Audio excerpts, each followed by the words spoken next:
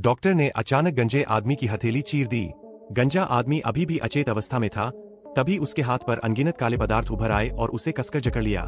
यह एक जैविक इंजेक्शन तकनीक निकली। इस समय गंजे आदमी के शरीर में अरबों नेमी रोबोट इंजेक्ट किए जा चुके थे। वे उसके मूल रक्त संचार तंत्र को पूरी तरह से बदल देंगे।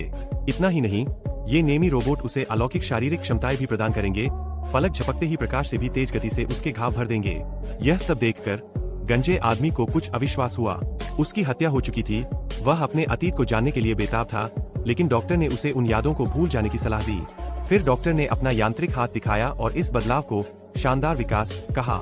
इसके अलावा बेस में और भी लोग थे जिन्होंने उसके बदलाव करवाए थे, और हर व्यक्ति की महाशक्तियां अलग अलग थीं। इन सब बातों ने गंजे आदमी को अभिभूत कर दिया। वह थोड़ी शांति और सुकून पाने के लिए अपने कमरे में लौट आया, लेकिन आधी रात को अचानक उसे एक सपना आया जिसमें उसने अपनी हत्या का दृश्य फिर से जी लिया। नींद न आने पर उसने नीचे जाकर व्यायाम करने का फैसला किया।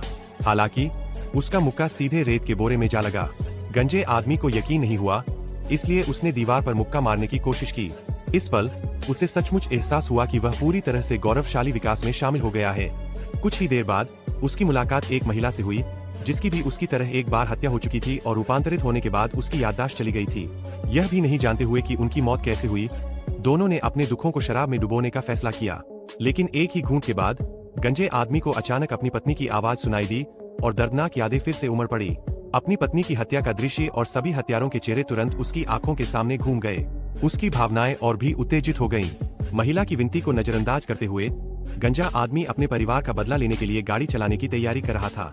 उसने नेमी रोबोट का इस्तेमाल करके वैश्विक नेटवर्क को हैक कर लिया और आसानी से अपने दुश्मनों का ठिकाना ढूंढ लिया। यह सब दिलचस्प होता जा रहा था।